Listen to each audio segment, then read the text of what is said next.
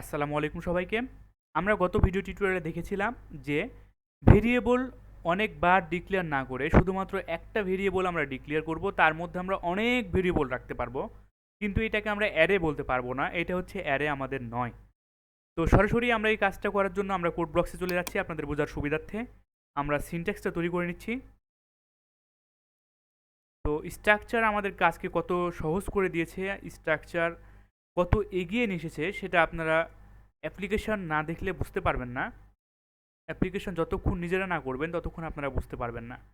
তো এতটুকু আমরা সিনট্যাক্স তৈরি করে নিলাম। আমরা যখন ফাংশন তৈরি করতাম তাহলে অবশ্যই আমরা উপরে একটা ফাংশন তৈরি করতে পারতাম। এখন স্ট্রাকচারের জন্য অবশ্যই আমাদেরকে যে কিওয়ার্ডটা ইউজ করতে হবে সেটা হচ্ছে স্ট্রাক্ট। তো এই কিওয়ার্ডটা ইউজ করে নিলাম এবং আমাদের একটা নাম দিতে হবে। আমরা একটা নাম দিলাম। তো আমি একটা স্টুডেন্ট নামে একটা নাম দিলাম। আমি একটা কী নামে নাম দেবো? আমি একটা এখানে একটা স্টুডেন্ট নামে নাম দিচ্ছি। তো স্টুডেন্ট। তো অবশ্যই এখন আমাদের কী করতে হবে? অবশ্যই এখন আমাদের সেকেন্ড ব্র্যাকেট দিতে হবে এবং ক্লোজ করতে হবে।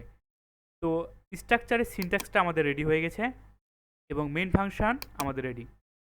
তো এখন যে কাজটা আমরা করব, এই স্ট্রাকচারের মধ্যে আমরা অনেকগুলো ভেরিয়েবল রাখবো। ইন্টিজার আমি কি ভেরিয়েবল রেখেছিলাম আমাদের স্লাইডে, আমি স্লাইডে চলে যাচ্ছি আপনাদের বোঝার সুবিধার্থে। আমি রেখেছিলাম আইডি, তার পরবর্তীতে একটা স্টুডেন্টের আইডি কত, তার পরবর্তীতে ইন্টিজার তার সাবজেক্ট কয়টা, তার টোটাল সাবজেক্ট কয়টা এটা আমরা বলতে চাচ্ছি, তার টোটাল সাবজেক্ট, এবং ফ্লোট দিয়ে আমরা বলে দিতে চাচ্ছি যে সে আসলে কত মার্ক পেয়েছে কোন সাবজেক্টে, বাংলাতে। সে আসলে বাংলাতে কত মার্ক পেয়েছে, এবং আমরা আরেকটা ইউজ করব ফ্লোট দিয়ে, সেটা হচ্ছে, বা ডবল দিয়ে আমরা ইউজ করতেছি, সেটা হচ্ছে সে স্টুডেন্টটা কত পেয়েছে সি প্রোগ্রামে। তো সি প্রোগ্রামে সে কত পেয়েছে। তো এ পর্যন্ত আশা করি আপনারা সকলে বুঝতে পেরেছেন। এখানে জাস্ট আমরা ভেরিয়েবল ডিক্লেয়ার করে দিলাম। তো আমরা যদি নর্মালি আমরা কাজটা করতে চাইতাম স্টুডেন্ট নামে ভেরিয়েবলের মধ্যে, তাহলে আমাদের প্রত্যেকটার জন্য আমাদেরকে কাজগুলো করতে হতো। তো আপনারা এখনও হয়তো বুঝতে পারবেন না, সেজন্য আমি যে কাজটা এখন করব সেটা হচ্ছে, লক্ষ্য করুন, এখন আমাদেরকে মেন ফাংশনে চলে আসতে হবে। মেন ফাংশনে চলে আসার পর এই যে স্ট্রাক্ট কিওয়ার্ড সেটা লিখতে হবে। তার পরবর্তীতে আমরা যে ভেরিয়েবলটা এখানে লিখেছি, যেটা আমরা লিখেছি স্ট্রাকচারের মধ্যে, সেটা আমাদেরকে এখানে লিখতে হবে। তো এখন লক্ষ্য করুন, আমরা ইচ্ছা মতো ভেরিয়েবল তৈরি করতে পারবো। এখন আমরা স্টুডেন্ট 1, স্টুডেন্ট 2, স্টুডেন্ট 3, স্টুডেন্ট 4 এভাবে এন সংখ্যক পর্যন্ত আমরা এই স্টুডেন্টের আন্ডারে যে ভেরিয়েবলগুলো রয়েছে এইগুলো আমরা নিয়ে এইগুলো অ্যাক্সেস করবে। কি অ্যাক্সেস করবে? S1, অর্থাৎ S1 student, S2 student, S2 student, S3 student, এগুলো অ্যাক্সেস করবে। তো আপনাদের বোঝার সুবিধার্থে আমি S1 এবং S2 নিচ্ছি। তো লক্ষ্য করুন, যখন আমি S1 এবং S2 যখনই আমি ডিক্লেয়ার করলাম, এই যে সমস্ত মানগুলা, এই যে সমস্ত ভেরিয়েবল ডাটা টাইপগুলা S1 এর মধ্যেও চলে আসলো, S2 এর মধ্যেও চলে আসলো। তো লক্ষ্য করুন, এটা কিন্তু আমাদের একটা ডাটা টাইপ বলতে পারি। আমরা এখানে ইউজার ডিফাইন ডাটা টাইপ তৈরি করেছি ইচ্ছা মতো। তো দেখেন এখানে আমরা কি কাজ করেছি, S1 যখনই আমরা ডিক্লেয়ার করলাম তখনই আমাদের এই সমস্ত ফিচার্সগুলো আমাদের S1 এর মধ্যে চলে আসলো এবং S2 এর মধ্যে চলে আসলো। তাহলে কাজটা লক্ষ্য করতে পারছেন আমাদের কাজটা কত সহজ করে দিয়েছে। আমরা যদি নর্মালি কোনো একটা স্টুডেন্টের জন্য এই সমস্ত ফিচারগুলো তৈরি করতে পারতাম, তাহলে আমাদের কত কষ্ট করতে হতো। প্রত্যেকটা স্টুডেন্টের জন্য আইডি, তারপর আমাদেরকে প্রত্যেকবার প্রিন্ট করতে হতো, প্রত্যেকবার ধরে ধরে নিয়ে আমাদের কাজ করতে হতো। তো যখন আমরা লুপ ইউজ করব তখন আরও দেখবেন, লুপ অ্যারে যখন আমরা ইউজ করব তখন প্রোগ্রামটা আমাদের আরও কত ইজি হয়ে যায় এবং সহজ হয়ে যায়। তো কত প্রফেশনালভাবে আমাদের কাজটা করে থাকে সেগুলো দেখবেন।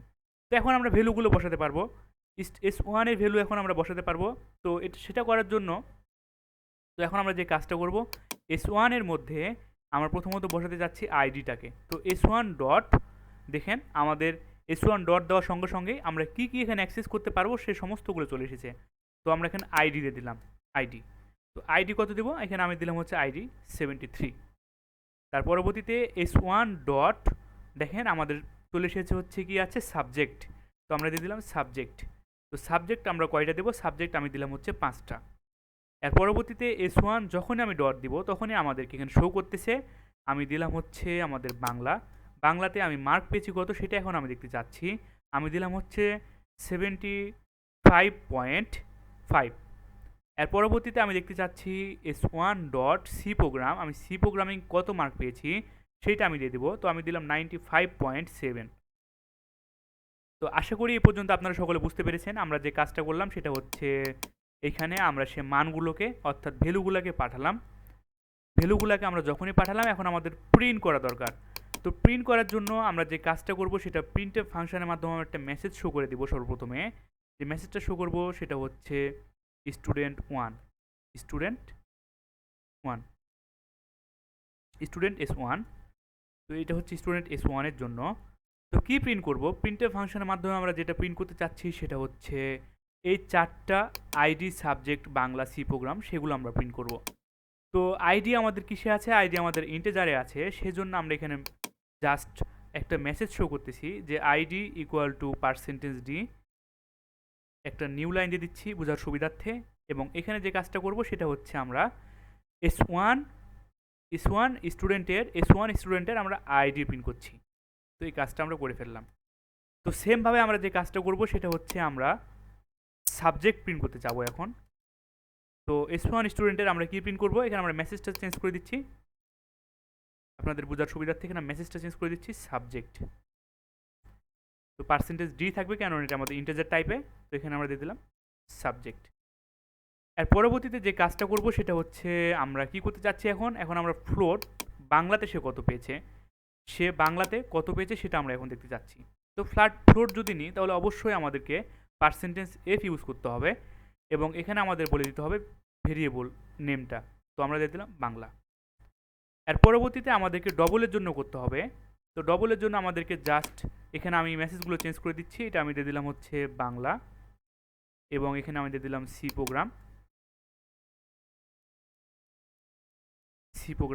এবং এখানে আমাদের কি হবে %lf। তো এখন এখানে আমাদের চেঞ্জ করে দিতে হবে কার মান দেখতে চাচ্ছি, আমরা সি প্রোগ্রামের মান দিতে চাচ্ছি। তো সি প্রোগ্রাম। তো প্রোগ্রামটা যদি এখন চলেন আমরা বিল্ড এবং রান করে দেখি আমাদের আউটপুট ঠিকঠাক আসে কিনা।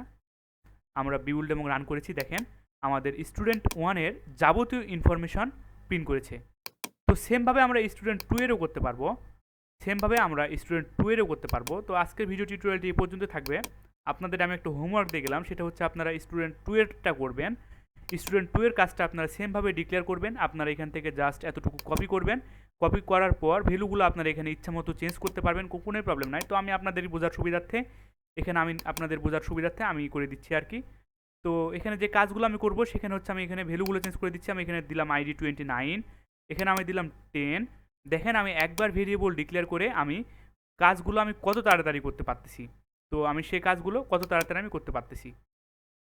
তো এখানে আমি দিয়ে দেবো হচ্ছে এখন স্টুডেন্ট 2, এখানে আমি দিয়ে দিলাম হচ্ছে স্টুডেন্ট 2, মেসেজ শুধুমাত্র চেঞ্জ করে দেবো। তো এখানে আমি দিয়ে দিলাম স্টুডেন্ট 2, এখানেও আমি দিয়ে দিলাম স্টুডেন্ট 2, এখানেও আমি দিয়ে দিলাম স্টুডেন্ট 2, এখানেও দিয়ে দিলাম আমি স্টুডেন্ট 2। এখন যদি প্রোগ্রামটা আমরা রান করে দেখি তাহলে আমাদের প্রোগ্রামটা ঠিক আছে কিনা। দেখেন আমাদের স্টুডেন্ট 1 দেখিয়েছে, তার পরবর্তীতে আমাদের স্টুডেন্ট 2 দেখিয়েছে। তো অবশ্যই আমাদের 0 আসার কারণ কি সেটা আমরা চেক করে নিই, কেননা আমাদের এখানে সব চেঞ্জ করে দিতে হবে। আমি আন্তরিকভাবে দুঃখিত, এগুলো আপনারা চেঞ্জ করে নেবেন, সেজন্য আমাদের 0 এসেছে, এগুলো আমাদের চেঞ্জ করে নিতে হবে। তো প্রোগ্রামটা আমরা আবারও রান করি। এখন আমাদের প্রোগ্রামটা সঠিকভাবে সম্পূর্ণ হয়েছে। স্টুডেন্ট 1-এরও ইনফরমেশন দেখিয়েছে, স্টুডেন্ট 2-এরও ইনফরমেশন দেখিয়েছে। তো আশা করি এই পর্যন্ত আপনারা সকলে বুঝতে পেরেছেন। আপনাদেরকে আমি যে জিনিসটা বোঝাতে চাইলাম সেটা হচ্ছে আমরা শুধুমাত্র একবার ভেরিয়েবল ডিক্লেয়ার করেছি, সেই ভেরিয়েবলটাকে নিয়ে আমি কতভাবে কাজ করতে পারছি। স্টুডেন্ট 1 করতে পেরেছি, তার পরবর্তীতে আমি স্টুডেন্ট 2 করতে পারবো, তার পরবর্তীতে আমি স্টুডেন্ট 3 করতে পারবো। তো আমি স্টুডেন্ট 1 এবং 2 করে দেখিয়েছি আপনাদেরকে। আপনাদের কাজ থাকলে স্টুডেন্ট 3 এবং স্টুডেন্ট 4 করবেন। আপনাদের আমি এটাই বোঝাতে চাইলাম যে একবার ভেরিয়েবলকে নিয়ে এই স্টুডেন্ট যখনই আপনারা কাজটা স্ট্রাকচার তৈরি করেছেন সেইটার আন্ডারে আপনাদের ইচ্ছা মতো ভেরিয়েবল তৈরি করতে পারবেন এবং ইচ্ছা মতো ভ্যালুগুলো চেঞ্জ করে আপনার ইচ্ছা মতো ভ্যালুগুলো পাস করতে পারবেন। তো এটাই হচ্ছে একটা ইম্পর্টেন্ট বিষয়। তো আজকের ভিডিও টিউটোরিয়ালটি পর্যন্ত থাকবে। আপনারা সকলে ভালো থাকুন, সুস্থ থাকুন, দেখা হবে নেক্সট ভিডিও টিউটোরিয়ালে। তো প্রোগ্রামটা আমরা আরেকবার রান করে নিচ্ছি আমাদের প্রোগ্রামটা আপনাদের বোঝার সুবিধার্থে। তো আমাদের প্রোগ্রামটা সঠিকভাবে সম্পূর্ণ হয়েছে। আপনারা সকলে ভালো থাকুন, সুস্থ থাকুন, দেখা হবে নেক্সট ভিডিও টিউটোরিয়ালে। ধন্যবাদ সকলকে, আল্লাহ হাফেজ।